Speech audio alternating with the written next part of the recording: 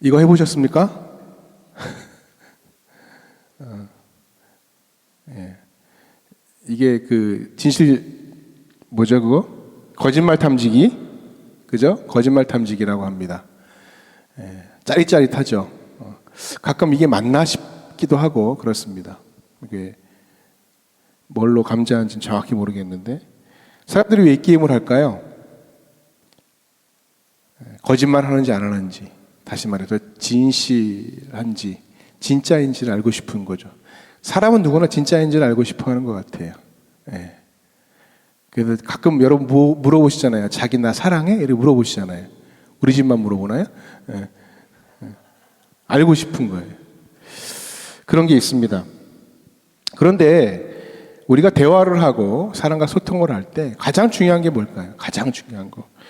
제대로 된 의사소통을 방해하는 의사소통의 선택의 원칙이 뭐냐면 진실한 겁니다. 그죠? 진심으로 대하는 것. 사람들은 그 진심으로 대하는 것을 원하고 바라는 것이죠. 소통이 참 중요합니다. 일방적인 소통이 될 때 문제가 발생을 하죠. 우물 안에 고양이가 빠진 이야기를 해드린 적이 있어요. 우물 안에 고양이가 빠졌습니다. 밤새도록 울어서 사람이 듣기에 애가 우나?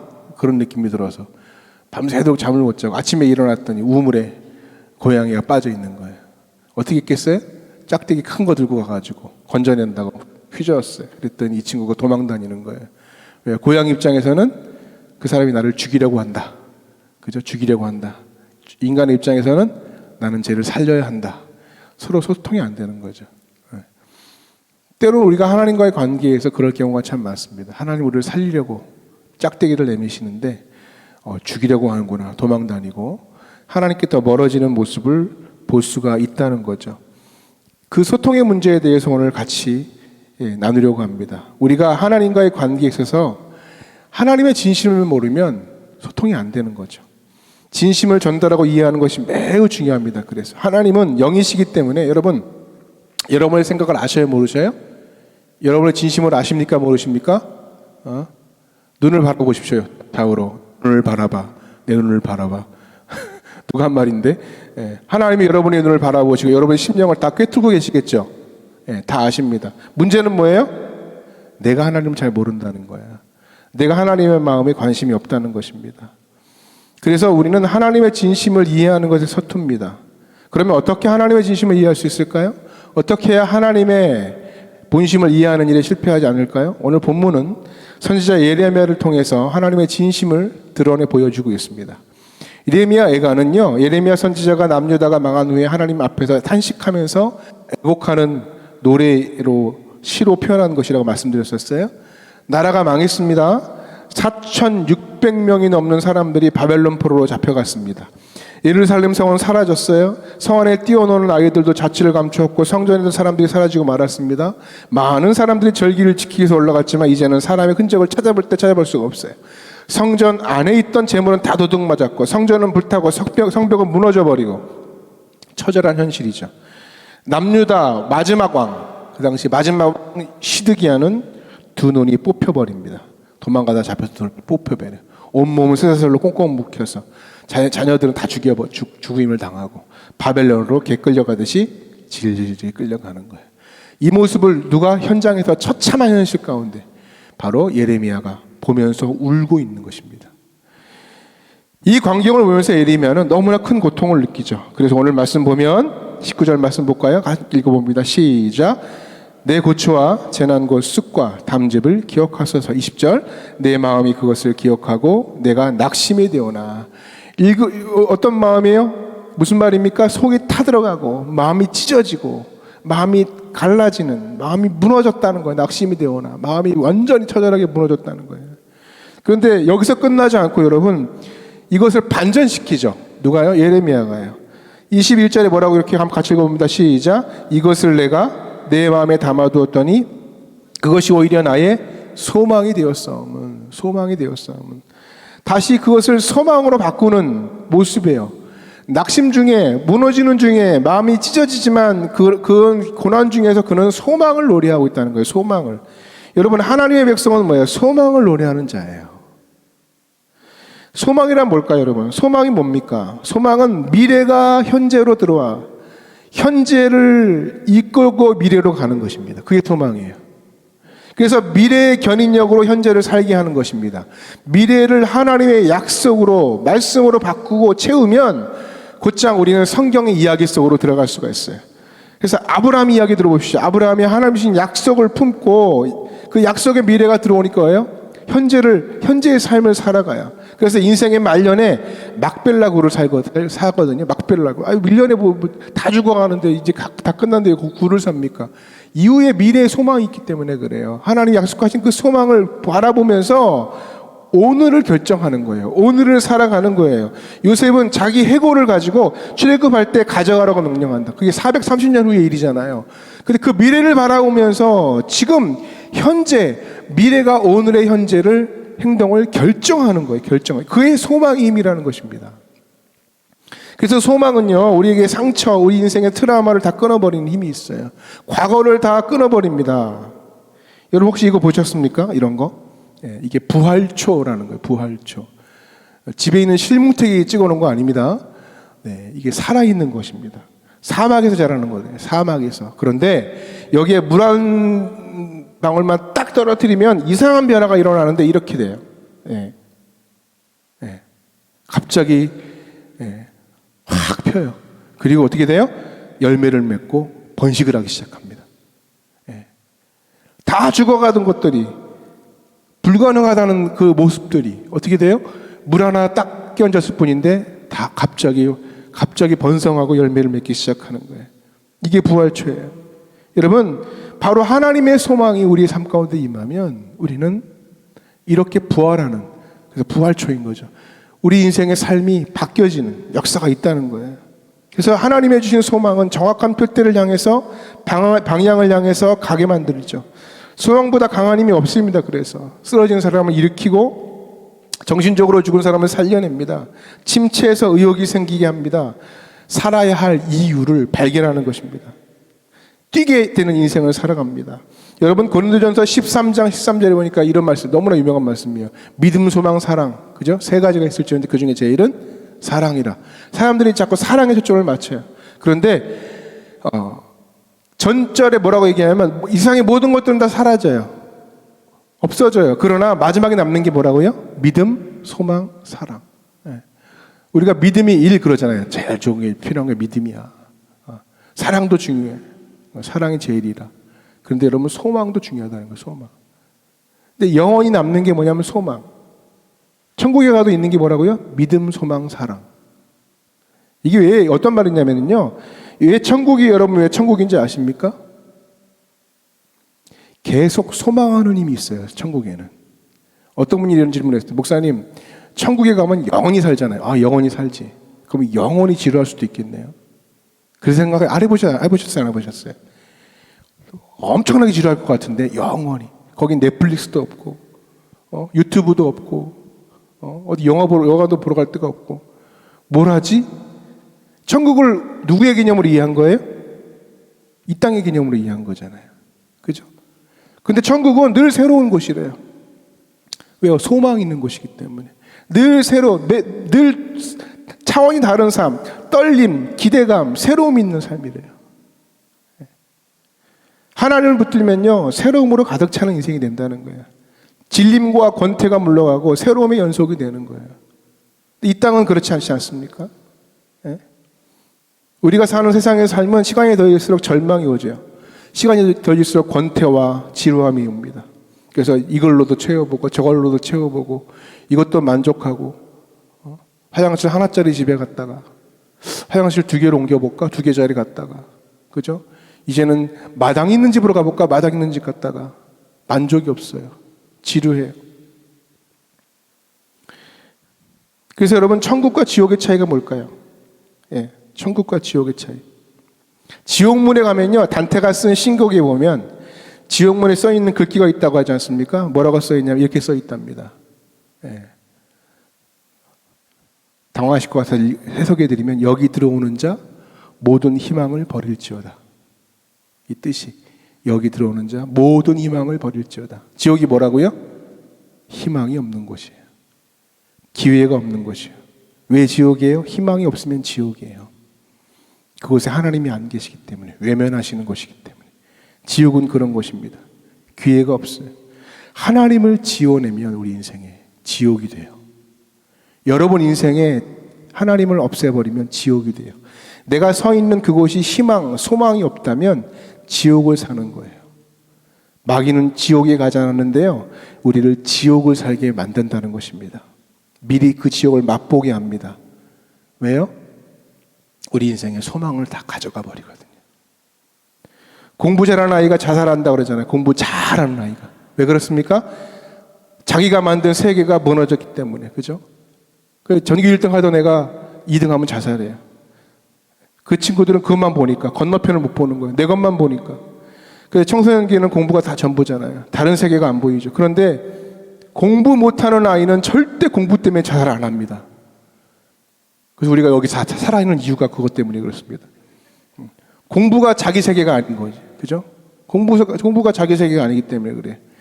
자살하는 사람의 특징이 뭡니까? 자기 세계에 갇히는 거예요. 일부를 전부인 것처럼 여기는 거예요. 절망이 전부인 것처럼 여기는 거예요. 우울함이 전부인 것처럼 여기는 거예요. 갇히면 소망을 잃기 때문에 그래요. 갇히면. 그래서 도박하는 인생, 도박에 갇히죠. 술 먹는 인생, 술 쩌는 인생, 술에 갇혀져. 마약하는 사람, 인터넷, 게임, 뭔가에 갇혀버린 인생들이 있어요. 갇히면 뭘 잃어요? 소망을 잃어버리는 거예요. 사울에게서 하나님이 떠납니다. 그러니까 그 인생의 소망이 사라졌어요. 그의 삶은 왕이었지만 그의 삶은 지옥으로 바뀌어요. 왜요? 그는 소망으로 살아가는 인생이 아니라 욕망으로 살아가는 삶이었기 때문에 그렇습니다. 욕망이 지배하니까 자기의 왕이라고 한 자리를 뺏어갈 다윗이 미운 거예요. 그래서 악신에 시달리고 자신이 두려움에 갇혀버리고 분노와 절망에 갇히고 이후에 계속 누구를 추적해요? 다윗을 추적합니다. 왜요? 다윗 안에 갇혀버린 거예요. 다윗이라는 개인의 묶여버린 인생을 살아갑니다. 소망이 아닌 욕망, 파괴의 삶을 그는 살아가게 되는 거예요. 반대로 다윗은 쫓기지만 소망합니다. 그래서 노래를 지어요. 찬양을 불러요. 시를 씁니다. 부릅니다. 찬양합니다. 다른 세계를 봐요. 다른 소망의 가능성을 봐요. 그래서 그는 시를 쓰면서도 그의 삶에 담대함이 있어요. 두려움이 없어요. 골리앗 앞에 섭니다. 남들이 다 두려움에 떨 때 다윗은 골리앗 앞에 나가 여호와의 이름을 가지고 나아갑니다. 여호와의 이름의 승리의 소망을, 자기 목숨을 걸고 나아가는 거예요. 그게 소망을 얻는 자의 모습입니다. 바로 오늘 예레미야는 절망 중에 소망을 붙듭니다. 왜 이것이 가능합니까? 중요한 것입니다. 바로 하나님의 진심을 알면 소망할 수 있습니다. 하나님을 아는 거예요. 이게 참 중요합니다. 우리 22절 말씀, 23절 말씀 같이 한번 봅시다. 시작. 여호와의 인자와 긍휼이 무궁하심으로 우리가 진멸되지 아니하님이니이다. 이것들이 아침마다 새로우니 주의 성실하심이 크시도소이다. 하나님이 어떤 분이라고 파악하고 있어요? 하나님은 인자와 긍휼이 무궁하세요. 그래서 진멸되지 않아. 어떤 분이 그래서 목사님, 제가 한 주 11조를 빼먹었더니 오늘 이번 주에 엄청난 일이 벌어졌어요. 하나님이 저를 치셨나 봐요. 하나님이 한 주 11조 빼먹었다고 그렇게 치시면 우리는 죽습니다. 예. 하나님이 그런 분 아니잖아요. 그렇죠? 하나님이 그런 분 아니죠. 하나님이 인자와 긍휼이 크셔서 우리를 진멸시키신, 그러니까 하나님의 목적이 이스라엘 백성이 징계를 당하지만, 바벨론에게 고초를 당하지만, 그러나 진멸하기 위한 목적이 아니라는 거예요. 그거를 알고 있는 거죠. 이것이 하나님의 진심이었고 핵심이었습니다. 그리고는 고백해요. 그러기 때문에 나는 소망을 가지고 아침을 새롭게 한다. 아침마다 새로우니 주의 성실하심이 크시도소이다. 무슨 말이에요? 내 눈에는 지금 다 회파되고 무너지는 것 같지만 하나님의 성실하신 일하심이 난 보인다는 거예요. 여전히 나를 향하여, 이 나라를 향하여 성실하시다는 거예요. 그것을 파악하고 붙들고 있다는 것입니다. 그것이 바로 소망의 근거입니다. 바로 하나님. 인생 가운데 이런 소망이 가득 차면 반전이 일어나는 거예요. 우리는 쉽게 하나님을 알지 못하기 때문에, 하나님의 품성을 알지 못하기 때문에 쉽게 포기하고 무너져요. 항상 제가 하는 얘기 있잖아요. 어린이대 공원 가가지고 제가 아버지 손을 놓쳤다니까요. 제가 트라우마가 있나 봐요, 그게. 그래서 놓쳐가지고 나중에 한참 어린이날 한참 다니다가 손에 붙들린 남자가 있길래 딱 보니까 어떤 아저씨가 나를 노려보고 있고 그 아저씨가 나를 노려보고 있고 서로 화들짝 놀라면서 손을 딱 대고 도망가더라고요. 왜요? 아저씨니까. 너무 두려웠어요. 그때부터 불행하잖아요. 그때부터 두려움과 공포, 행복할 수가 없어요. 나중에 아버지를 찾았어요. 아버지. 그 아버지 저를 보더니 이놈 슉 이러더니 막 때려요. 근데 맞으면서 아픈데 너무 좋아. 왜요? 아버지를 찾았어. 아버지가 나를 때리고 있는 거예요. 아버지가. 맞아도 좋아. 왜요? 그분이 아저씨가 아니고 아버지니까. 여러분, 아저씨인가 아버지인가? 여러분에게 하나님은 아저씨인가 아버지인가? 이거 매우 중요한 거죠. 우리 24절 말씀 보면 26절까지 같이 한번 읽어봅시다. 시작. 내 심령에 이르기를 여호와는 나의 기업이시니 그러므로 내가 그를 바라리라 하도다. 기다리는 자들에게나 구하는 영혼들에게 여호와는 선하시도다. 사람이 여호와의 구원을 바라고 잠잠히 기다림이 좋도다. 왜 기다릴 수 있습니까? 왜 그분을 바랍니까? 그분이 우리의 기업이 되시고 그분이 우리 아버지가 되시고 그래서 그를 바라고 잠잠히 기다림이 좋도다. 여러분, 지금 망할 것 같아서 포기하는 것이 아니고 그 소망을 가지고 기다릴 수 있는 거예요. 버틸 수 있는 거예요. 여러분, 우리가 다윗 얘기 계속하고 있잖아요. 다윗이 기름 부음 받은 자예요. 그래서 고백하기를 나는 사울이 기름 부음 받은 자이기 때문에 죽일 수가 없다 그랬어요. 왜요? 그것이 하나님의 본심이거든요. 하나님의 본심. 하나님의 마음을 알았기 때문에 죽일 수 없는 거예요. 하나님의 본심을 몰랐다면 기다리지 않고 사울을 죽였겠죠. 사울을 죽였을 것입니다. 요즘에 그 북쉐어링 하고 있는데요. 그 책에 원희경 목사님이 썼던 여섯 걸음이라는 책에 다윗에 대해서 이렇게 얘기하더라고요. 다윗은 메이킹한 인생이 아니었다. 그죠? 메이킹. 자기 삶을 자기 스스로가 자기 삶을 만드는 인생이 아니었다는 거예요. 오히려 다윗은 메이킹이 아니라 뭐 하는 인생이라고요? 웨이팅 하는 인생이었다고요. 하나님의 약속을 기다리고 하나님의 일하심을 기다리는 사람이다. 하나님의 뜻을 기다리는 사람이었습니다. 그래서 기름 부음 받은 자를 내가 죽이지 않겠다. 그 말은 무엇의 의미가 있습니까? 자기도 기름 부음 받았기 때문에 결국 기름 부음 받은 자는 하나님이 처리하신다는 거예요. 그 말은 하나님이 기름 부음 받은 자를 지키기로 작정하시면 아무도 죽일 수 없다는 거예요. 그게 다윗의 마음이었다는 거예요. 그게. 그래서 용기 있게 나아가는 거예요. 용기 있게 나가는 거예요. 하나님의 뜻을 기다리는 거예요. 웨이팅이 되는 거예요. 그것이 바로 다윗이 파악한 하나님의 본심이었기 때문에 그 약속이 소망이 되는 거예요. 그리고 하나님의 때를 기다립니다. 여러분, 예레미야가 지금 눈에 보이는 현실은 참담하고 비참하기 짝이 없지만 여기서부터 하나님의 구원이 이루어짐을 보았어요.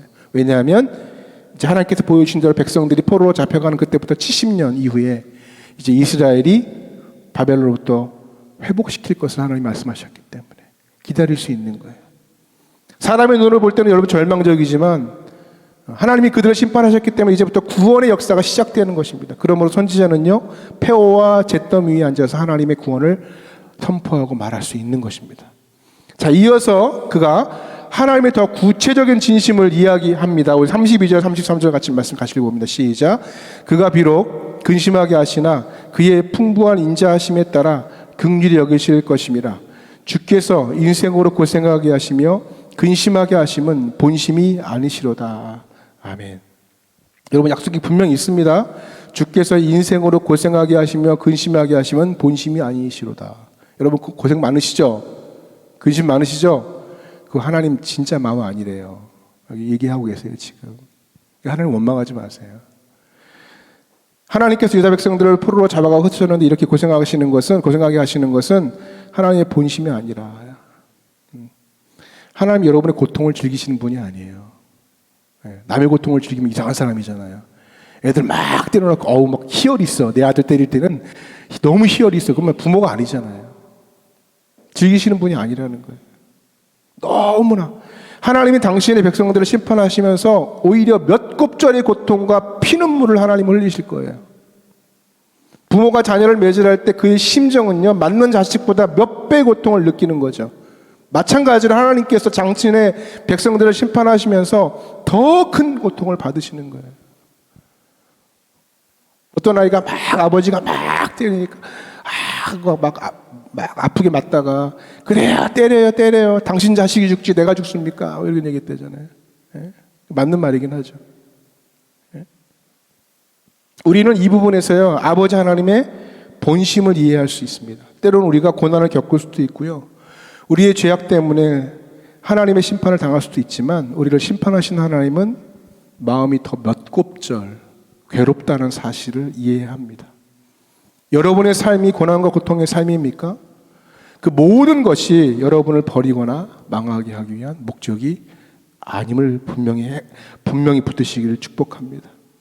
예수님이요, 신약 시대 예수님께서 제자들한테 가끔은 이해할 수 없는 행동을 하실 때가 있었어요. 가끔 욕할 때가 있어요, 제자들한테. 심지어 베드로한테 뭐라고 하냐면 사탄아 그러잖아요. 사탄아 물러가라. 그죠? 여러분 그런 말 안 들어보셨잖아요. 아무한테도 사탄아 물러가라. 근데 베드로한테 예수님이 그렇게 하셨어요. 왜 하셨을까요, 여러분?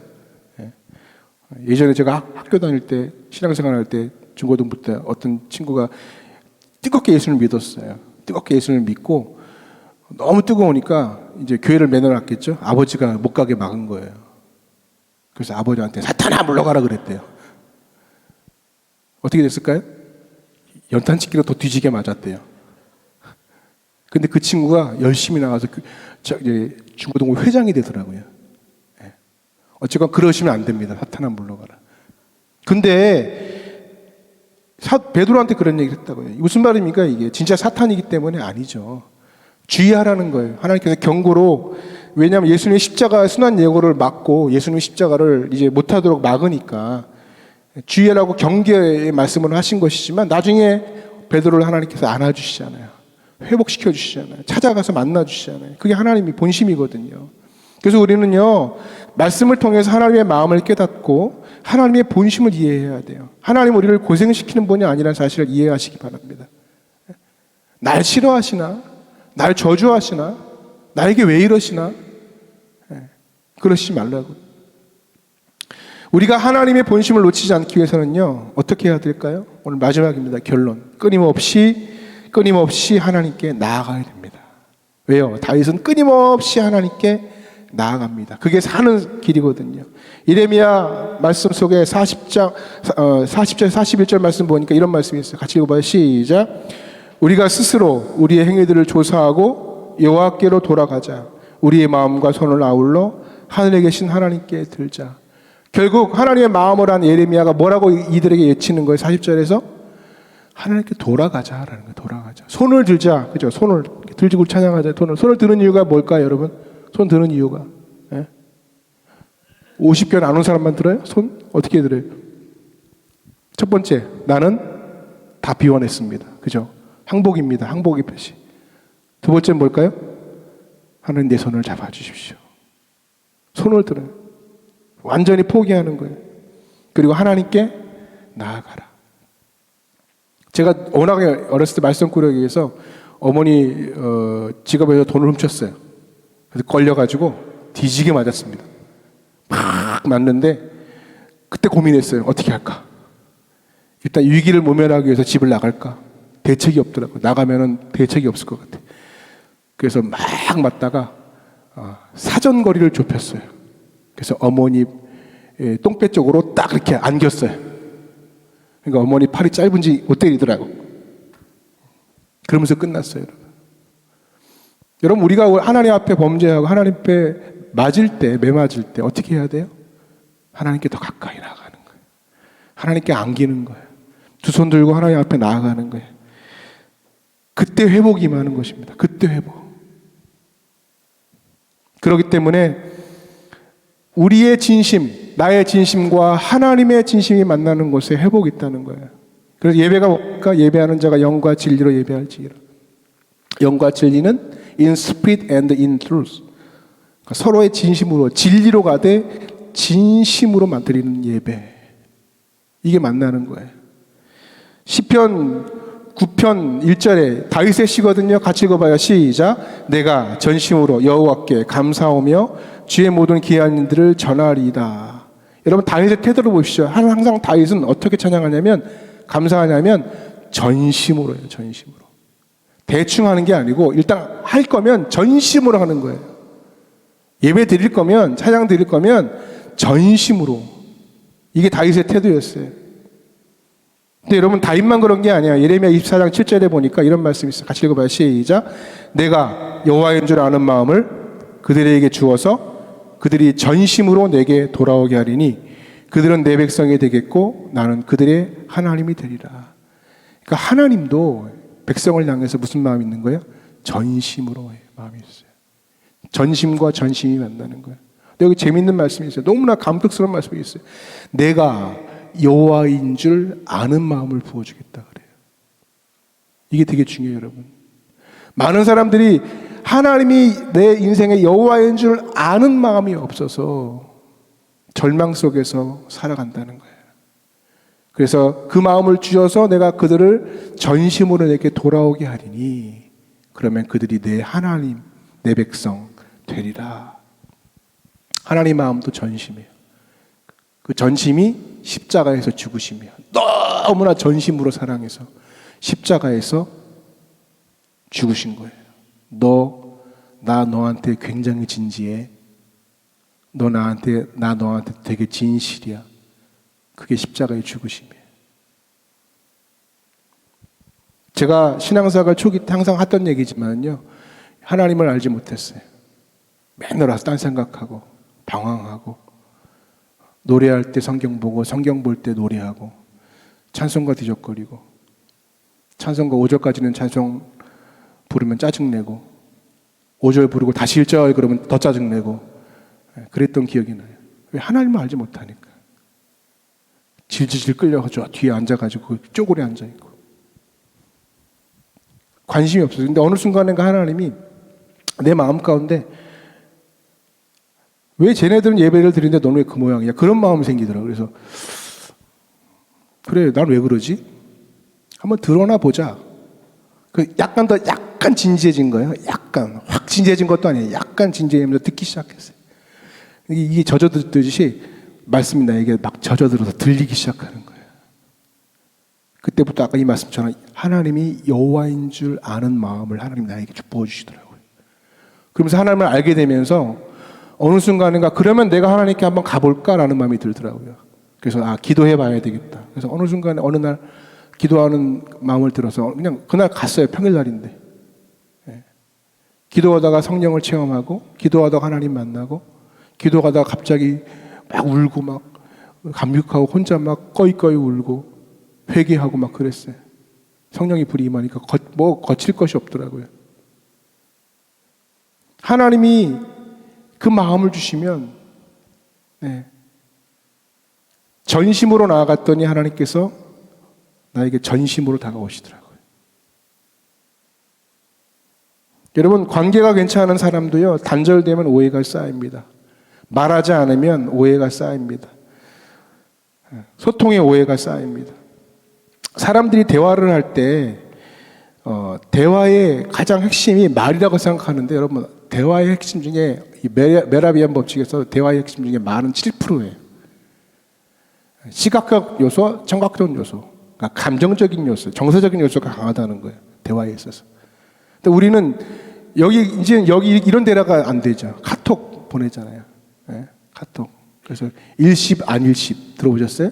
어른들은 몰라요? 읽고 씹는 사람. 안일십은 안 읽고 씹는 사람. 그죠? 그러니까 보긴 봤어. 근데 안 읽은 것처럼 얘기하는 거예요. 그죠? 근데 하나님이 우리한테 말씀을 주시는데 안일십. 저도 몰라요.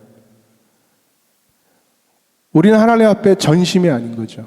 하나님 우리에게 전심인데 우리는 하나님 앞에 전심이 아닌 거예요. 대화가 안 돼요. 대화. 그래서 이 스마트폰으로 대화한다는 건 사실 불가능해요. 가끔 제가 청년들한테 카톡으로 보내요. 이렇게, 야, 내가 너 요즘 어떻게 되는지 궁금한데 한 만나서 얘기하고 싶은데 얘기할까 그랬더니 나한테 하는 말이 카톡으로 보내래요. 카톡으로. 할 말이 있으면. 카톡으로 보내면 무슨 대화가 돼요? 그러니까 그런 식으로 하나님 앞에 나아간다는 것은 우리가 하나님 앞에 이 깊이 믿음이 성장이 안 된다는 거죠.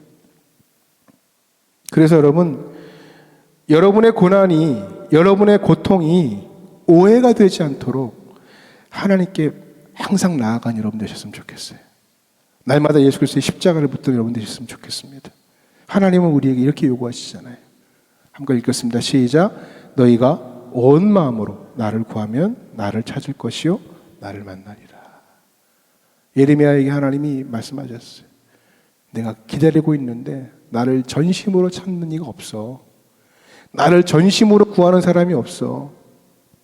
나는 전심으로 구하는 자를 만날 준비가 되었는데 왜 터벅 앉아가지고 원망만 하고 왜 내 마음을 몰라주니? 말씀하시는 것입니다. 오늘 여러분의 삶이 진심에서 전심으로 옮겨가는 복된 삶이 되기를 간절히 축복합니다. 한번 따라합시다. 하나님, 하나님의 진심에 사로잡힌 인생이 되게 하옵소서. 여호와인 줄 아는 마음을 나에게도 주옵소서.